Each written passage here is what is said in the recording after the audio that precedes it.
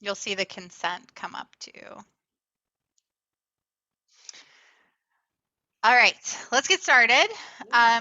I will say I am the type of presenter, just so you guys know, please like chime in at any time if you have questions. Don't feel like you have to wait till the end. Like I really wanted to make this more discussion based, allow for you guys to ask those questions and everything too, just so you get everything that you need out of this presentation. It's not for me, it's for you guys, right?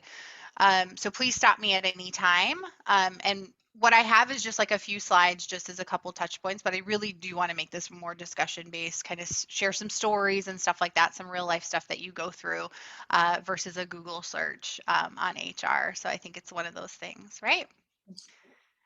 All right. So a little bit about me. I graduated in 2014 from the Chicago School with an industrial and organizational psych degree. I have a bachelor's in psychology and I've got over 10 years of HR experience. It's probably about 11 or 12 now, but my most recent employer is Paylocity. It's a human capital management software company, but overall it's just technology. I've worked for nonprofits, I've worked for for-profit social services, which is a whole other beast on its own, and then union environments as well. So a little bit of everything. I did obviously start my HR career before my master's degree, so I was kind of doing it all. I was working full time, and then I started my master's degree, some of the coursework part time, and I was like, I cannot do this for 4 years, work full time, and then do this. Like, no way. So I actually pushed myself and did full-time school and full-time work. I had to get approval from the chair, but I did it. I don't know how I did it, but I did it. And I was able to graduate with the cohort that I started with. I had to take a summer class in between, but like after, right when we graduated or whatever, but I had the opportunity to graduate with everybody else. So it was the hardest couple of years of my life, but I could not have, like, I would not have done it any differently. I don't recommend it. It's tough. I was able to do it. Wasn't married, didn't have any kids or anything at the time. Obviously, you have to think about your life, and what you're dealing with on the outside, and you want to make sure you're really putting in your all. It's hard to put your all into work and into school. So really, I was blowing a lot of steam there. It was a lot, but I was able to do it, and I'm happy with it, and it worked out for me. But I'm not recommending it to anybody. So let me make that clear. Um, so I'm going to start off with just a little story. I think what you typically hear, what you typically ask in like an interview or whatever the case is what is a typical day like, right? Everybody knows that question. So I really, really want to stress how HR does not have a typical day. About 4 months in to working with Paylocity, so I had about, let's call it 6 years of experience, 7 years of experience then. A manager reached out to me and said, hey, Laura didn't show up today. Not like her, super weird. And I said, okay, no problem. Could have been a car accident. Could have been, she could be sick. She could be whatever the case is. Let's not worry too much about it. Let's try contacting her like we would any other employee. But let's not sweat, right? We'll be okay. Next day comes, manager reaches out to me again and says, hey, she still hasn't come in. She hasn't contacted me. She hasn't called me. So then she's getting a little worried and everything like that. I said, no worries. Like, it's the second date. We're okay. Let's try calling her again. We don't want to, make this a little bit more serious than it needs to be. She could be sick. It could be any one of those things, right? The manager was really worried because it just wasn't like this employee for us. So I said, okay, by the end of the day, if we really feel like, hey, we need to maybe contact her emergency contact, let's talk about it. Let's see what happens. Let's make sure the team hasn't heard from her and everything as well, but also making sure not to alarm anybody as well. So maybe just that best friend, that work best friend, just kind of asking them, if they've heard from them.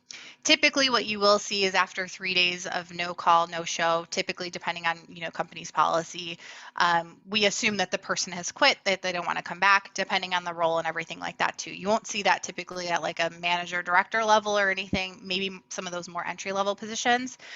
But what's interesting about this situation is on the second day, in the afternoon, the manager called me crying and said that they just happened to see a Facebook post about how Laura had been killed. So Laura, we had found out, was in a domestic violence situation and she was murdered. And I'm sharing this story because of what I was able to do with the situation. Number one, I would have never in my entire career thought I would ever have to deal with an employee getting murdered. passing away maybe when they're older, if we know that they have, an illness like cancer or something like that. I've dealt with that as well. But something like this that you is just one of those things that you just simply don't expect is really rough. And it's one of those things that you can't plan for. It's one of those things that are super emotional that you can't just be like, okay, this is how we handle it. Here's the process, A, B, and C. So I took this and it was a tough one, right? Long story short, um, I kept up with the case. I had to for many different reasons, for beneficiary reasons, with some payments with life insurance and things of that nature, some of the HR stuff on the side. But I kept up with it because I was really upset about it. One of our employees, one of our own, was taken, without any warning, right? She was the sweetest little 30-year-old you'll ever meet, really quiet and everything like that. But what came of it is tons of employees would come forward and say, hey, I feel awful. I noticed that she had a couple bruises on the side of her neck and I didn't say anything and I didn't ask her. And I feel like I'm responsible. I feel like I should have said something. So you turn from HR representative to counselor to friend to family to all these things all in one situation, one day. I'm sharing this story again because of what I was able to do with the situation. Given that it was domestic violence and given my employer was unbelievably amazing and supportive, I was able to work with a domestic violence shelter. We got $25,000 donated to them. We also did a 5K for 2 years in her honor. So we did so much, and I felt like with that moment, I was able to provide some closure for the family that they maybe wouldn't have had. Of course, they reached out with their gratitude and thanks and all the things of that nature. I felt so good about what we were able to do for them, and what I was able to pull. If I was just a manager, if I was a director, I may not have been able to do some of the things that I was able to do. But because I had such a supportive employer and because I felt so strongly about this, I was able to do those types of things. So for 2 years, we were able to honor, Laura and kind of what she went through. So it was a difficult situation. But again, I'm sharing that with you because I was not expecting to do this on Tuesday. I was not expecting to have to deal with this for 2 years. I was not expecting to have to, talk to this person's sister to confirm a death. Like, I was not expecting any of that, right? So, super, super tough situation. But the way that we were able to flip it around and make it super positive for the employees, being able to support them and allow for them to go to the 5K and show their support and get their own type of closure, especially for those who are feeling guilt. That was so, so important to me. And for me, that is one of the most important moments of my career. And it was one of those ones that really toughened me up. It was a tough point. But I felt good about, the way that it was handled and what we were able to do. So I say that because, again, no typical day. You can read a job description, understand the main responsibilities. You can create a to-do list and not get to it for 2 weeks at a time because of all the random stuff that comes up.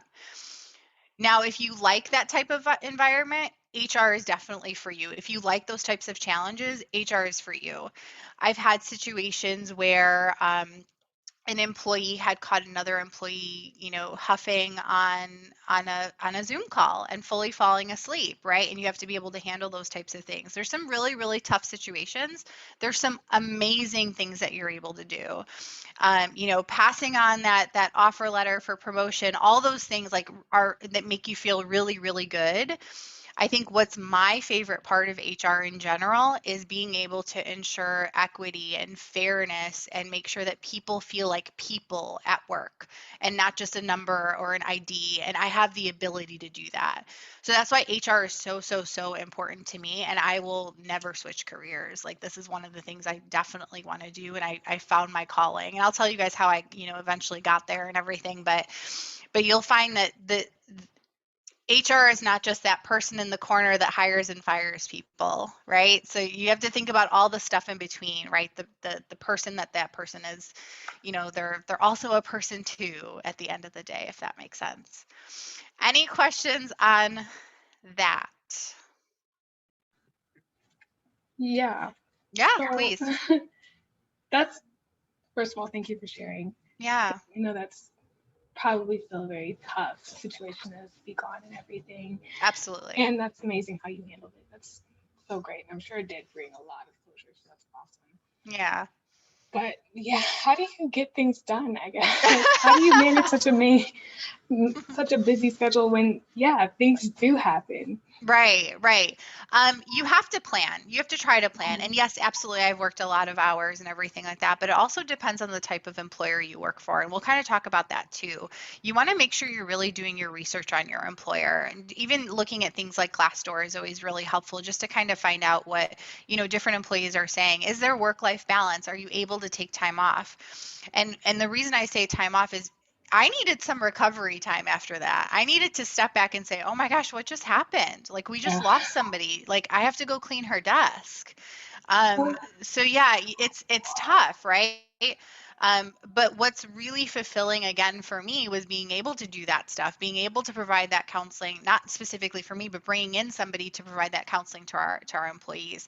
So to get to your question of like, how do I get stuff done? This type of stuff motivates me. This type of stuff, I like to work under pressure. I like to be able to do that kind of stuff. It is a crazy environment. You're definitely going to be doing some of those boring things of like processing offer letters and processing, different employee changes and stuff like that. But you'll find that there's tons in the role that will definitely keep you busy. So I do like some of the mindless activities of just being able to process things and some of the admin stuff. But I also like this kind of stuff. Obviously, not the specific situation, but Yeah. being able to handle those complex situations and to be that person that makes people feel safe. Like, oh, I can go to Ghadeer. Let me go to Ghadeer. She's got the answers. She's that person that I can go to for help. She's that person that's trustworthy. She's the one that's the foundation of this company or whatever the case is. So I like to try to, to be that person. Thank you. Yeah, yeah, for sure. Any other questions on that? All I don't have right. a question. Wait, Yeah, can you hear me? I can. Go ahead. Okay. Yeah, I don't have a question, but I just wanted to also say thank you so much for sharing because I know that was really personal and I know it's Yeah. probably not the easiest thing to talk about. So I do appreciate your high level of vulnerability. Oh, that's very sweet of you. Thank you. The reason I shared is I think it's so important for everyone to understand that HR is not what you see on the job description. Like I said, there is so much to it, and there's things that you would never have imagined you would ever have to deal with, but you deal with them, right? And again, the thing that makes you, makes me tick and makes me want to keep working in HR is these types of things. So, thank you, though. All right, let's move forward. I promise there's not going to be any other crazy stories like that for right now, at least. But these are just high level, basic areas of HR. So you see benefits. So those are your standard, medical, dental, vision, different perks and things of that nature, wellness offerings. So that's where, somebody would sit in that specialty.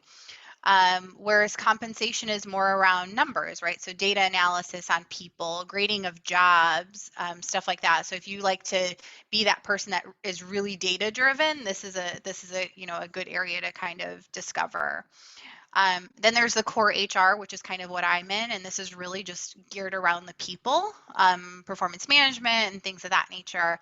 Then you have another area, which is HRIS, and that's strictly processing, right? So they have a document, they've got to process it. Here's an offer letter, here's a title change, here's a salary update. Those are those types of roles. And then you have your learning and development roles, which is obviously around training, development, evaluation of those trainings and things of that nature. And then talent acquisition, which is more well known as recruiting. Talent acquisition is more the fancy name that you see nowadays, but that's the recruiting type role. And that's really, part of their responsibility is bringing in the right quality people, understanding the needs of the business, working with, leaders of the business. And part of diversity and inclusion kind of starts here as well. So something to think about if that's something you're super passionate about. Here's also a pretty cool place to start too. Any questions on that? Super high level, and if you guys want to talk about anything more specific, I'm happy to do that. I just don't know where everybody's interests and stuff lie, so I kind of kept it high level there. Any I questions have a on this one? question. Yeah, please. So with compensation, I'm just wondering okay, maybe this is like a big question, but if you could simplify it, I'm just wondering, like, Yeah. how does that look? Yeah, for sure. How do determine compensation? Yeah. So compensation is one of those roles that you probably won't just fall into. You might need a little bit more experience in different areas of HR. But compensation is really, so if you think about creating a new job, so diversity and inclusion, for example, is pretty new, right? So you're seeing new jobs come up, chief diversity officers, all companies hiring now a chief diversity officer to ensure, that equity. So if you're creating a new job, you want to figure out what to pay that person, right? And I'm going to keep this super, super high level. So you essentially create a job description. A hiring manager would create a job description. What the compensation person would do is take that job description and lay it against a couple of surveys. So there's two surveys that my company currently uses, and that's Culpeper and Radford. And basically it looks up responsibilities, years of experience, kind of what you're looking for. So they basically kind of match up everything that you've given on the job description and kind of place it in that survey.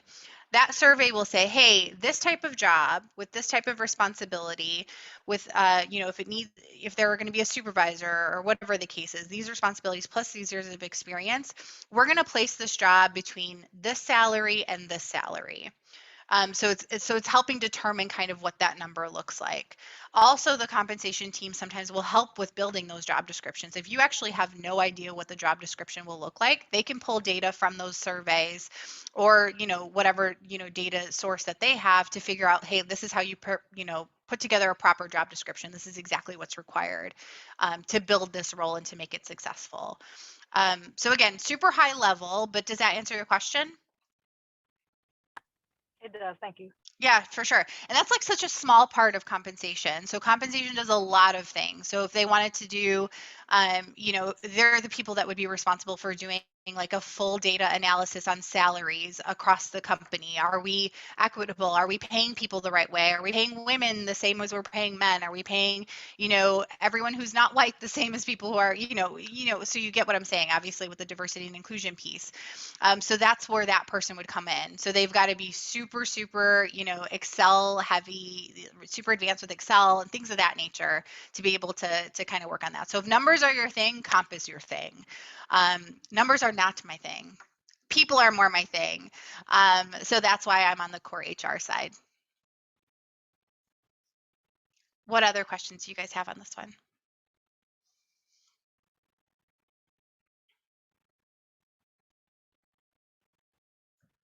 All right. Well, I think this might be a stupid question. No, stupid questions. You're fine. Go ahead. Would you be considered a generalist then? Okay. So it's a good question. So a generalist is just like a title, but a generalist, yes, kind of incorporates all the things, incorporates benefits, compensation, all the pieces of HR. Whereas a specialist would kind of be right around their areas. It totally depends on the company that you work for. Every title is going to be different. You'll find that there's people titles, right? So if you look at Google or if you look at any other companies, all the titles are a little bit different. So you just want to always evaluate kind of where they grade at. So like my title, which is HR business partner, could be graded depending on the company, could be graded at a manager, a senior manager, a director. It just depends on how the company lays it out. Typically, you'll find anything with the word specialist in the beginning of it is usually more entry level, or coordinator is usually more entry level. You'll find like the basic HR generalist is kind of like intermediate level. And then you'll find the HRBP one's kind of mixed. You'll see a little bit of everything where it just depends on what level it sits at. What's nice about HR is that regardless of what level you're at, you're an expert in your area. So you can't see yourself as like, hey, I'm entry level. No, you're an expert in your area. It doesn't matter what level you are. So something just to think about with that, if that makes sense. Yeah, no, definitely. Yeah. So, quick follow-up question on that. So, HR generalist, I don't want to call it like an entry-level role, but is that, if we're looking to get into HR, is that where we would You'd probably, if you have had zero experience with HR, I'd probably look for HR coordinator and specialist. That's where you're going to be doing a lot more admin stuff. But what's good about that and what's important about that is that you're able to understand what types of documents are needed, right? So what do the documents mean? So it's not necessarily, hey, you're processing all these admin level things. It's what does this document actually mean? Right? So you got to think about that kind of stuff too versus I'm just here to process, right? And taking that opportunity to observe, right? Observe that higher level person, understand that role. I started as a coordinator. That was my entry level job. Then moved on to the generalist. Then I went on to be an employment manager, and then I went on to the HRBP. I'm actually switching jobs, so Monday is my last day with Paylocity. I am moving on to what my next step in my career is, which is a global HR role. So instead of just taking care of people in the United States, I've got a few different countries under me. So I've got to learn all the new things, which Tanya, that's why I was telling you, I bought the culture map, the book, The Culture Map, and the book Kiss, Bow, and Shake Hands as well was also a really good, resource as well. So when you think about that global piece, so for me, that's how I'm building on my skills. It's not about the title change for me. I have like essentially the same title as HR partner, but I'm building on my skills by taking on a global role. So it just totally depends on what you're doing, what the company is, and everything. One thing I would advise is thinking about the company, and again, going back to looking at Glassdoor and stuff like that, thinking about what the company does, you want to be proud of their product. You want to be proud of what you're representing. So for me, especially lately, tons of recruiters reach out for different cannabis types, distribution, companies or whatever. And for me, it's just not my thing. And I'm sure that they pay well or whatever the case is, but I want to be proud, really proud of what I'm working for. So I say that, but the opposite of it is you want to also pay attention to what they're doing. So if you're going to go to more of a company around manufacturing, you have to also understand being in an HR role in manufacturing, you're probably going to have a lot more workman's comp cases, right? So thinking about the types of people that work at those places are going to create the types of problems you're going to deal with every day. So something to think about. So if you want to be doing workman's comp claims all day long, manufacturing is for you. It's not for me. So I will probably never apply for a manufacturing company. The company I'm going to is all artificial intelligence. So again, something I'm super proud of, and that's not going anywhere. So thinking about where you're applying versus just mass applying to everywhere, I think is super important too. So to kind of piggyback off this, and you guys can correct me if I'm wrong, but one issue I've noticed we are, I guess, running into is, especially due to the pandemic, it's been kind of difficult to find internships and jobs. So I know myself and some other people I know, the strategy is just apply to everything. Yeah. Yeah. And you can do that 100%, but you also have to be prepared for that person that calls you for maybe the job that you're not super interested in. So you definitely want to network. And if you reach out to your professors, I'm sure that they have got something for you as well. That might be a good idea. There might be some type of program at school. And I don't know that for sure, but something to look into. Network. I hate networking. I'm not into it. I didn't like going to the conferences and like just picking up my pen and paper and saying, hi, nice to meet you. I'm Ghadeer. Not my thing. Did not like doing it. But I did find the more people I connected with, the more opportunities I had. So it's one of those things that you just got to get out of your comfort zone if it's not for you, and you just do it. Especially as you apply for different roles while you're on LinkedIn or whatever the case is, you'll find that you're connected to different people. And you can reach out to that person specifically. Hey, I met you at this conference. I noticed that you work for this place and they're hiring for this. Do you mind putting in a word for me? Any tips? Do you have any tips or whatever the case is? So networking is huge. I hate it, but it's very beneficial. So I'll be real there. It is super beneficial. I have found that I've made a lot of connections with people that have been beneficial for me. Sounds good. Thank you. Yeah, for sure. All right, so we got about a half hour left, and I want to make sure we get to all the questions and everything too. So I'm going to hit some of the stuff pretty high level. So one of the things that we do, part of the main things that we do is really around performance management. So if you think about annual reviews or quarterly reviews or whatever the case is, those are the types of things that HR hits on. They build those reviews. They figure out what makes sense for reviews. So that's something we work on. Obviously, succession really here about overall organizational preparedness, right? So if somebody left today, do we have somebody to replace them tomorrow? So thinking about that kind of stuff. So succession planning is another high level, thing that I work on, one of our initiatives. And then just assessments in general. So if you think about talent assessments and those types of things, making sure that you're calibrating as you think about promotions or, when you're hiring somebody or whatever the case is. So ensuring fairness and proper vetting of those types of things as well are super, super important. Another thing to think about that you don't typically think about is with assessments, vetting people who you want to give projects to. So if you're a manager, you're always thinking like, okay, Monica is an amazing person. Let's give every project to her. We know she gets it done. But what does that also equal? Are we favoring Monica a little bit? Are we giving her projects that maybe we can give to somebody else who may not have said that they're interested in this project, right? So that's where some of the assessments and stuff come in, right? Showing where an employee has strengths and kind of rating them on those types of things to make sure you're thinking about all of your staff versus the one person who's always performing and does a great job and they're going to get it done. They're your go-to person. You're also not doing the rest of your people a favor. So that's where, I come in, ensuring fairness, ensuring, proper vetting and everything like that. So I help create those assessments and making sure that we're, looking at those, ever so often or whatever the case is. So for us, for Paylocity, we usually do those a couple times a year. And if you're planning on promoting someone, we also ask that the assessments be updated as well. So just ensuring fairness, it's one of those things. Any questions on that? Cool. So career growth is super, super interesting. So career growth in general involves expanding or deepening your knowledge and skills, getting new or more complex work. So not necessarily, just getting promoted and promoted up. And we'll talk about that too. And what's super important, as you guys think about it and as you guys enter your, first few roles in HR, having those conversations with your manager. And I'm going to plug this in, and it has nothing to do with this specifically right here. But I promise you, I have never gotten a promotion unless I've asked for it. And I say that because you should never wait for somebody to recognize your work. You should never wait for somebody to present an offer letter to you. You need to ask for it.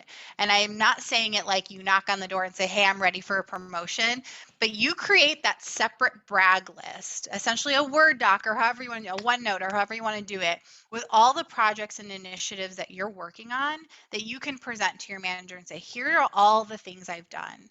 Here are all the ways that I've, created change or, created this process that's worked across, departments or whatever the case is. Here are all the ways I've worked on myself, right? And here's why I think I need to be moved to the next role. Don't ever wait for a manager to promote you. I will say that in every presentation, whether it has to do with HR or not, don't ever wait for somebody to promote you. You ask for it. I'll just say I have to plug that in every time. Okay, so going back, yeah, please go ahead. About that. Yeah. Okay. I think that's really interesting to say that. I think though people are wary about that, especially like with asking for an increase of pay, is because of the potential pushback that could happen, especially being a woman and doing that. So I'm just wondering, like, do you think the pros outweigh the cons when 1,000%. 1,000%. And you will find that more men ask for promotions and more men negotiate salary increases more than women every single time, and they get them every single time. It's because women are afraid to ask. Women are nervous about asking. Are we good enough? Did we do enough? Men tend to not think that way. So it's one of those things that you definitely need to advocate for yourself. Don't wait for people to advocate for you. You're advocating for yourself. And this is not meant to be like a motivational speech or anything like that, but later I will say that to everybody. I've said it during focus groups. I've said it during anything where people are just not feeling like they're getting recognized enough. Ask for it. I know it sucks. It feels weird, but it's one of those things that like, wait, that actually worked. It was a lot easier than I thought it was. And even if you get a no, even if you get, declined for whatever reason, ask why. Okay, cool. No problem. I get it. But help me understand what I need to work on to get there. And you keep asking those questions. What are some concrete examples of things that I can be working on to get to the next level? What does success actually look like here? Ask those questions. Do not be afraid. Women, green, blue, black, whatever, color you are, whatever, ask the questions. Advocate for yourself. That's all I'll say for that one. Does that answer your question? Yeah, it does. Thank you. Good, good. Okay, so I want you guys to think about the types of career growth that there is. So if you think about, I have them bucketed in like 4 ways. So achievement, advancement, changing teams, and realignment. Achievement is just continuing to grow in your current role, like figuring out different skills you need to kind of grow. So for me, like I said, I'm taking on the global piece. So that's increasing my skills. Advancement is obviously just getting promoted up. So whether you're going from a generalist to a BP or whatever the case is, so it's just being promoted up. So that's a simple, promotion. Changing a team or role, and I'll give you an example of this. When I was at Paylocity, I worked under the CFO group. So I had finance, tax, infosec, a few different groups there. I felt like I really understood that side of the business. I really wanted to understand other parts of the business.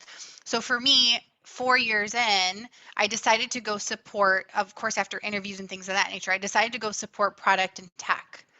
So I was in the same role, same title. I went to just go support a whole other organization, a whole other part of the company. So I better understood the foundation of what we produced, right? So we're a technology company. So for me, that was growth, right? So I learned all about that side of the business, but I didn't change my title. My salary didn't change, but it's also part of career growth. Also something super important. So not just to think about the money, not to think about just the title, but thinking about how you're educating yourself across the whole business, not just one small area of the business. And then realignment is just something that some people just have to do, whether it's a demotion or a step back saying like, oh my gosh, I have too much going on in my life. I can't be a people manager right now. I really just want to go back to an individual contributor. That's also growth. It's also recognizing your own growth, right? Recognizing what's right for you. So that's why I have that one included in there as a realignment. So my Yeah. question, Oh, Tanya, go on ahead. Go ahead. I have a feeling we might have a similar question, but my question is let's say, you do get out into that and you're just like, I need a break. I need to realign. I guess my fear would be like, you go to be like, okay, well, I got my stuff under control. I'm ready to take on the role again. But my manager says something like, well, you backed off, so we got someone else now and you can't handle it, or something like that, Yeah, well, they shouldn't, of course they shouldn't say it like that, but I totally hear what you're saying and I get the concern. It's always good to at least put a timeline on there. And of course, business has to run. So if it doesn't work out, it doesn't work out. But at least you can say, hey, I need to step back for like 6 months. I need to figure this out for 6 months. And if the business can support it without, having that specific role filled out, depending on the situation, everybody's going to be different. If the business can support it, great. If they can't, we also have to kind of understand that too. Business still has to run and we have to do the right thing for the business, right? So it could definitely feel unfair, but the fact that you're able to step down versus being let out is also, something important to think about too, that the employer allowed for you to do that. Okay. Yeah, so there's a lot to think about. And of course, when those types of things come up, you want to talk to your HR partner about that and just say, hey, this is what I'm thinking. I don't want to make any moves yet. This is what I'm thinking. This is what I think is going to be good for me in my career as I finish my master's degree, as I do this, as I do that. I have 2 kids right now I need to focus on. I just need to feed them and bathe them. And I just don't have time being a people manager or whatever the case is, right? So you just talk through those types of situations with HR. Like that's what HR is there for, is just to kind of hear you out. We're meant to be that third party, right? Just to hear out something where you're not just talking to your manager all the time who might judge or whatever the case is, whether it's right or not. So HR is just a good third party person to talk to, a neutral party. I think, Sarah, did you have a question? I think you guys both went off mute. Yeah, that was the same question, just Oh, kind of good. asking about that. Yeah, for sure. Oh, just talk it out. I think transparency is so important. Being honest is so important. The last thing you want is for you to be hiding something and then all of a sudden for it to blow up in your face. Like, here's all my problems right now. Help me solve it. Versus like, hey, this is kind of going on. Just want to keep you, posted or whatever. And you're not obligated to share anything personal. Like, please make sure that you guys understand that as well. No obligations or anything there. You feel, you share what you're comfortable with. And again, depends on the employer, depends on the culture, depends on the type of person you're working for. So you want to kind of evaluate all that too. Yeah, I like that you mentioned, I guess, the culture aspect, because I feel like a lot of people are afraid to show weakness and I don't know, give people that fear that, oh, maybe they can't handle it. We can't give them anything Yeah. else. Yeah. And, but it's that transparency, and sometimes it's okay to ask for help, but it's Exactly. hard to It get is. there. It is okay. It's so uncomfortable. It's so Yeah. uncomfortable, but you've got to step out of that in order for you to kind of do some of the things that you need to do for sure. Yeah. Any other questions on this? All right. Hitting high level here, change management constantly going on, right? So if we think about last year, pandemic, we've heard about it 1,000 times. We're still going through it. We would have never expected this. Us in HR, I was pregnant at the time and I was not taking it seriously in March. I was like, should I be taking this seriously? Are people panicking on purpose? Like, what's happening? Like, we're going to support people, whatever they're comfortable with. But should I be taking this more serious, especially being pregnant? And at one point, I was like, all right, I'm just going to work from home just in case. I'm kind of nervous about it now. But there's no playbook for these types of things. There's no policy that you can go to or policy that you can create to kind of fix everything because no one had any idea that it was going to turn into this hot mess that we're all still in right now.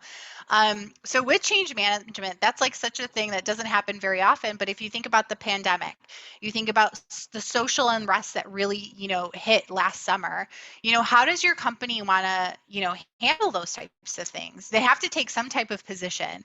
And I say that because not talking about it, and I'm talking more about the social unrest piece, not talking about it is also taking a stand on it, is saying that we're not going to be thinking about this. This is not super important to us. So there's a lot of things that happen on the back end of how we want to handle types of things. And this is part of change management. So those are the things you kind of don't expect. There's other things like, creating values and creating, things of that nature and making sure that the culture changes to all live and breathe those types of values. So that's part of change management. Change management can also be when you have a reorg, right? So different departments are changing, layoffs, those types of things. I thankfully have not been a part of very many layoffs at all. I had a few in the nonprofit world. But thankfully I didn't have to deal with any of that. But when it comes to growth, which Paylocity has experienced insane amount of growth, we've constantly had to change up the organization, right? And make sure that we're communicating it in the right way. So handling all those types of things are super, super important. So part of my role, again, is making sure all those changes happen and that people don't freak out along the way. So whether it's with communications and how we kind of handle those types of things, that's all me, right? That's all me and leaders and stuff like that. So hopefully, that makes sense as far as kind of change management. Again, super, super, super high level. Any questions on that?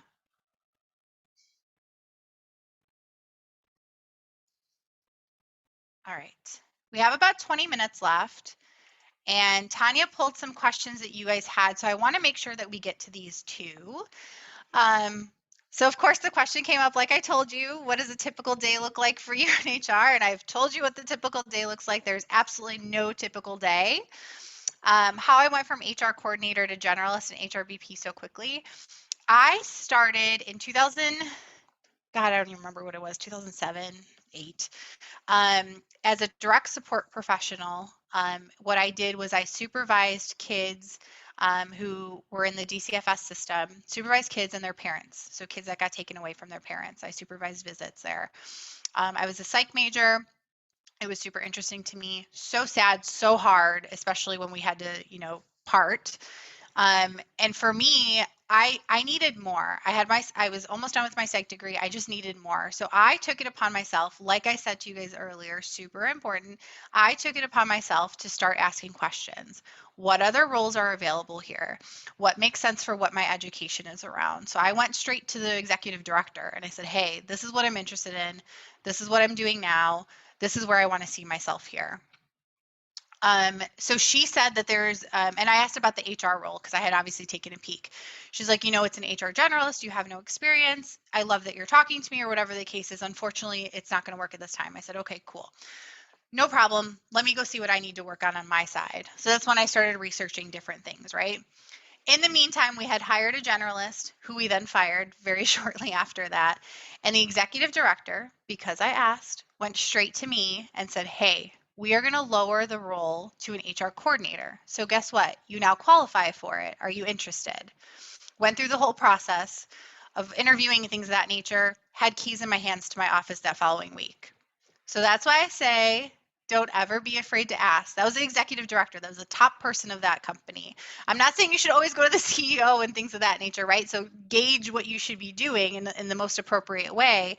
And for me, that was the most appropriate route because there wasn't an HR person for me to talk to because we had termed them. And, the other person had moved on prior to that. But that was the right person for me to talk to. But because I asked those questions, I was looked at. I came to her head and she was the one that said, "Hey, actually Ghadeer talked to me a few weeks ago," or whatever the time frame was at the time. And that's how I got started to HR. My first my second day, not my first day, my first day I looked around the office, kind of read all the things that were in there, all the different binders, the background checks, all that stuff. I'm like, okay, here's what makes a personnel file. I get it. Here's the anatomy of a personnel file. Um, the following day, I had a surprise audit. And I had to pull out all these documents, pull out the background checks, make sure people had background checks, sex offender checks, OIG checks, all these things. And after the audit was done, 100%, after the audit was done, I was like, wow, I love that. That was so much fun. I was like, I feel like I was going to pull my hair, but it was fun. Like I loved the rush of it. Like I had to get it. My stuff had to be perfect and I was tested. Um, so for me, that was the moment that said, okay, this is where I want to be. I like this. I want to find out more. I want to figure out more. So I started educating myself. I then reported to some chief HR officer like in Boston. So not a ton of contact with him or anything like that. And I was really just kind of learning stuff on my own. And I did that for a little bit and I decided, hey, I need to get education around this. There's a lot here. There's a lot that I need to know. I can't just guess my way through, especially as different situations and stuff came up. So put myself through some trainings and stuff like that, but then went and got my master's, which I did with you guys, with the Chicago school. So from there, I just kept, moving and moving to different roles and trying out different things. I decided to leave that company because they were in the suburbs. I moved to the city and wanted to get a job in the city, obviously, to make it all work with all the full-time crap I was doing. Hit the union environment, which I hated. And I hated it because there's so much red tape. And I feel like I'm an innovative person and I couldn't do anything there. There was too many policies, there was too many contracts, there was too many things I had to follow and I had to follow them exactly. I couldn't get out of that line. And if that works for some people and that's totally fine. So I decided after 4 months to leave that environment because I felt like I couldn't do very much. Then I went to nonprofit. I was there for several years, really enjoyed it. One of the things about nonprofit is they don't really have a ton of money to do anything, and that was totally fine. But we kind of struggled keeping people on and everything like that. It was an awesome nonprofit, and they're operating so well now, and they've expanded quite a bit to different cities. And again, super proud of the work that they did. But I decided I wanted to do something a little bit different. So I went to Paylocity, which for me was going from so broke and not having anything, not being able to do anything from an employer perspective to like completely loaded and all the opportunities I was able to do. I quickly found out the type of employer I was working for. I love Paylocity. I do. And I'm so struggling leaving there. One of the first things I did is I had traveled to Florida to one of the sites, did my thing. I had never gone to Disney before. And I was like, let me go to Disney. I'm there. I was like, let me spend a day. And one of my coworkers went with me. It was like $108 for the ticket. I came back, was telling my manager about it. I was like, oh my gosh, I went to Disney for the first time. Like, forget work. I went to Disney. And she's like, oh, cool, expense it. I was like, no, I did it on my own. She's like, no, expense it. It was like a business thing. Expense it. I was like, no, like, I'm not going to do that. Like, I came from a nonprofit. I'm not doing that. Like, we don't do that. I'm so used to not spending a dime. Like we were excited at the nonprofit to get like leftovers from the board meeting. Like if there was leftover, potbelly cookies or whatever. So it was a whole different environment. for me. I'm still the type of person that I will never take advantage of my employer. And I really struggled turning in that receipt, but I did it. So it's one of those things. So that's how I landed here. And I decided, hey, this is the type of place I want to be. Not somebody who just pays for my Disney trips, but somebody who decides, like, hey, if you wanted to do something, you were there for work, you did some awesome stuff for us, and you wanted to do something fun, let us help you have fun. So that was super, super important for me. Like the culture of the employer was so, so important for me. And I'm sharing that because that's such a good thing to look for. Not every company is going to do that. But just something to look for, right? Does that make sense? All right, cool. So yeah, that's kind of where I landed, where I'm at today. And like I said, I wanted to build on my skills, and that's why I'm doing the global thing for the next role. So wish me luck there. I start the 8th. Okay, so the biggest gap between the academic perspective and the real world perspective. For this, I had to really think back, obviously, because this was several years ago for me, but I remembered a couple things. I would have loved if we would have touched more on what I just talked about, the culture of an employer and what's super, super important for you to look for in an employer versus here's all the ways you can kind of work and the things that you need to learn and do, what to look for in an employer, because that makes your experience so different. So different. I had four or five very, very different experiences. So I wish we would have talked a little bit more about that. The other thing I wish we would have touched on more is more of the data piece. So more of the compensation side that I feel like I'm not super strong in. Like I've gotten strong in it, but I feel like if I would have had more education, more real life examples about how to do a data analysis on equity and stuff like that and how to solve for it, I think that would have been super helpful for me in my HR career. Of course, I got there and I connected with the right people, but it would have been really nice to have that on the education side too. So those are the two things that really stuck out to me. The majority of the cohort, number 4, what they did after graduation, a lot of them went and got their PhDs.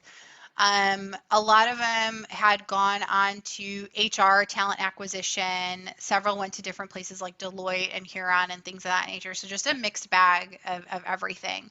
So lots of different places. Like I said, I was on the industrial and organizational side, not the clinical side or anything like that. So most of my people kind of went that route, if that makes sense.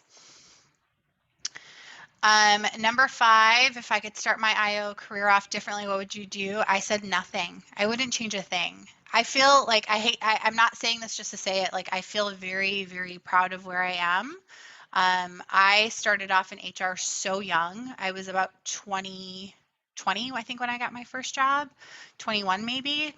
So the toughest part for me, and this kind of hits on number 6, the toughest part for me was proving that the little kid in the room knew what she was talking about.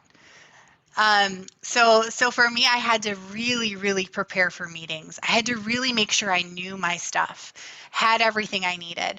But what's also super, super important is to not go in cocky. And I say this because you will quickly lose your audience if you walk in like you know what you're talking about all the time. So anytime you go into a new job, whether it's HR or any other job, spend several weeks observing. And I got that advice from a VP. And I thought I was like, oh, I have the answer to this. It's super easy. Here's the answer. I'm smart. Here we go.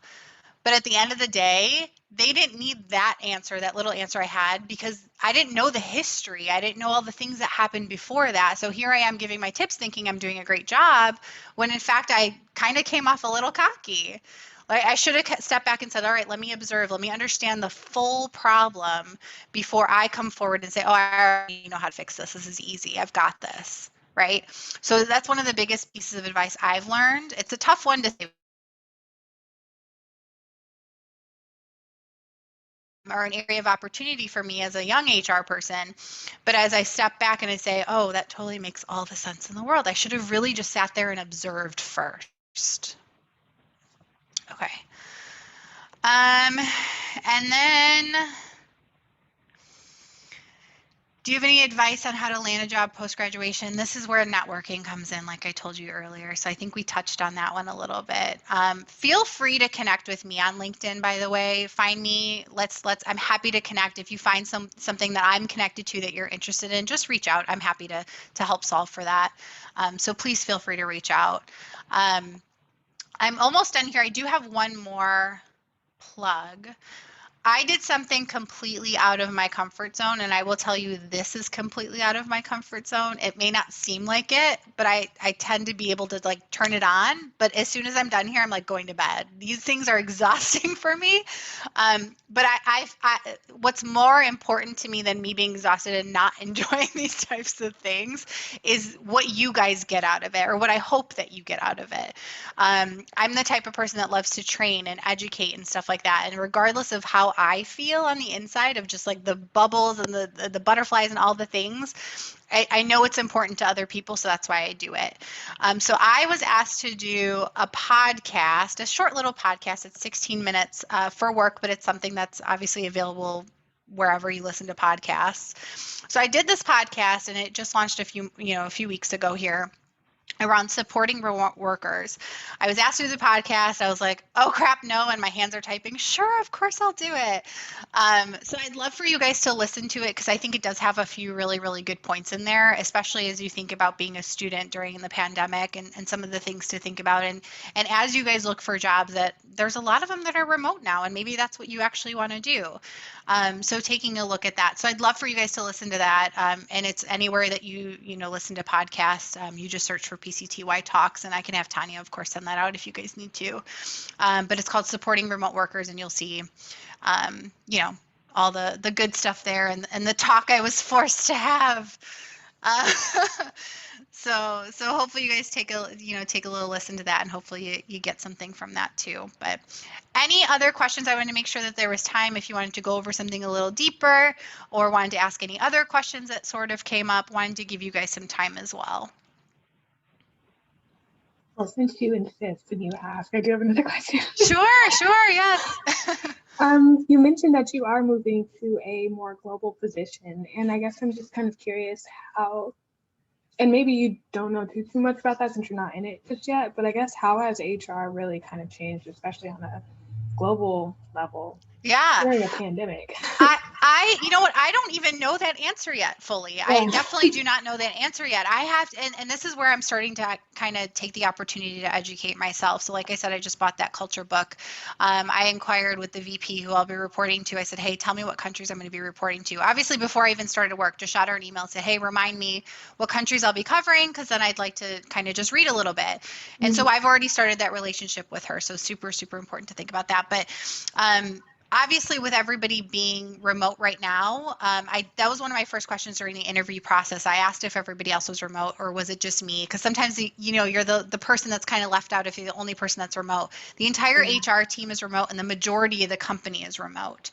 So none of that really changed with the pandemic or anything like that. But for me, I've just got to kind of learn the ropes, right? Understand what's respectful, what's not. What are the different rules and regulations across the different countries? Because every country is going to be a little bit different. There's some that are way more strict than others. You'll find that different countries have, amazing maternity leave, like a year, and we don't have that here. So I've just got to learn those types of things. So that's going to be a challenge for me. So hopefully that kind of answers your question, though. No, definitely. Good. What else? What are some things you look for? You stress the importance of culture in an employer. What are some things that you look for that are either red flags or like, yes, this place is great? Yeah. Work-life balance, for sure. You'll see that in all the reviews, whether people are overworked, underpaid, those types of things. So I would actually encourage you guys to look at the Paylocity reviews. There's some tough ones in there, but there's some really, really good ones in there too. And I will say I absolutely love Paylocity. It was so hard for me to decide to leave, and I'm still really struggling with it. But for me, it was, I was at the point in my career where I needed to grow. So yeah, definitely taking a look at those types of things. What are those red flags? And thinking about if the red flags are worth it. One of the other things that could be interesting for you guys to think about that you probably typically don't think about is unlimited PTO. Sounds great, right? It's not. And I say that because people actually tend to use less vacation time when it's unlimited. So I'm going to an employer that does have unlimited PTO, but it's not a super concern for me because I'm not taking like a ton of vacations with 2 freaking little kids. So it's not a huge deal for me right now. But unlimited PTO does not really mean unlimited PTO. And then what's also nice, and I'm only sharing this from the HR side, For the employers, they're not required to pay anything out when an employee leaves, whereas if you're accruing vacation, they're required to pay out that vacation time to you. So it's also something that saves them a little bit of money too. So you will find that less people take time when you have unlimited PTO versus an actual accrual. So something to just keep in mind as you're researching, little fun facts there. So I know. Interesting, right? Look at those faces. You're like, what? Unlimited PTO is bad? That's confusing. It's not necessarily bad. It's just if you want to use it or not. You know what I mean? It's just what your life looks like. Does it make sense for you right now? What It else kind do of you just guys got? sounds like reverse psychology. Yeah, it is. It is. Like I feel like I'm in a struggle taking any time. Like because I like right now I did max out on my vacation on at Paylocity because I'm nutty sometimes and I like to work. So I had to take vacation time because I was maxing out and I wasn't going to keep accruing unless I took vacation time. So I forced myself to take that time. So I did. So it depends on your life and kind of what you're going through right now. But just know that unlimited PTO it could have some bad things to it too. Obviously, look at the benefits. I think that's a huge part that people forget too, right? So obviously, most employers are going to offer medical, dental, vision, but what are those additional perks that they offer? Are all those unlimited snacks in the office worth it? Is that really what's important to you? Right? I know it was important to me. I really like snacks. I even said that in the podcast, by the way. I'm a huge snack person. So yeah, so what's important to you and what are you looking for? What else do you guys have? Anything else? Yeah. No, I was just I was gonna thank you for coming. Yeah, for sure, for sure. I hope you guys got something out of this and I hope you connect on LinkedIn and listen to the podcast and everything and hopefully this was a good use of your Friday nights. Absolutely. Thank you so much, Ghadeer. You're welcome. See you guys later. Have a great weekend. Thank you. You too. Bye. Thank you.